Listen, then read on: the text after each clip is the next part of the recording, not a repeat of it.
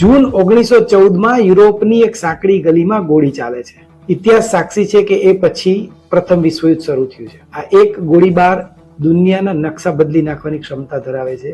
આજે આપણે એટલા માટે યાદ કરીએ છીએ કે એ વાતને બરાબર 112 વર્ષ પછી બાંગ્લાદેશમાં યુવા નેતાના માથામાં ગોળી વાગે છે અને બાંગ્લાદેશ આખું અત્યારે હિંસાની આગમાં હોમાઈ ગયું છે. આ આગ એટલી ખતરનાક છે કે ભારતને દજાડી શકે છે અને આની પાછળ ચીન અને પાકિસ્તાનનો હાથ કઈ રીતે હોઈ શકે એની આજે આપણે વાત કરવાની છે. નમસ્કાર. ઓગસ્ટ 2024માં શેખ હસીના સત્તાના પતન પછી એક યુવા નેતા તરીકે નામ ઉભરી આવે છે. એનું નામ છે ઉસ્માન હાદી. આ ઉસ્માન હાદીનું ગયા અઠવાડિયે એના ઉપર ગોળીબાર થાય છે.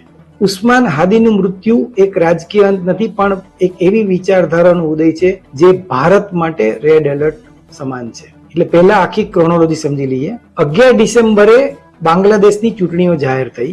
12 ડિસેમ્બરે ઉસ્માન હાદીએ ગ્રેટર બાંગ્લાદેશનો નકશો જાહેર કર્યો. 2 બાઇક ચાલકે હાદીને માથામાં ગોળી મારી.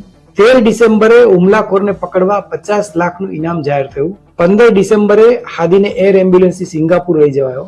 18 ડિસેમ્બરે હાદીનું મોત થતા બાંગ્લાદેશમાં હિંસા ભડકી. પણ આ ઉસ્માન હાદીનું મૂળ કામ જ ભારત વિરોધી ઝેર રોકવાનું હતું.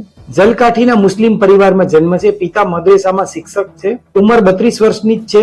પ્રાઇવેટ યુનિવર્સિટીમાં લેક્ચરર હતા. ભારત વિરોધી કટ્ટર માનસિકતા ધરાવે છે. શેખ હસીના વિરોધી ઇન્કલાબ મંચના મુખ્ય સંયોજક હતા અને બાંગ્લાદેશમાં સત્તા પલટામાં એની મુખ્ય ભૂમિકા હતી. ઢાકા 8 બેઠકના અપક્ષ ઉમેદવાર હતા અને ચૂંટણી પ્રચાર સમયે આ ગોળી વાગી હતી. અને ગ્રેટર બાંગ્લાદેશનો એને એક નકશો તૈયાર કર્યો હતો, જેમાં ભારતના પૂર્વ છેડાના રાજ્યોને એને બાંગ્લાદેશનો ભાગ ગણાવ્યા. પણ ઉસ્માન હાદીના મૃત્યુ પછી બાંગ્લાદેશમાં હિંસા વધુ ભડકી છે.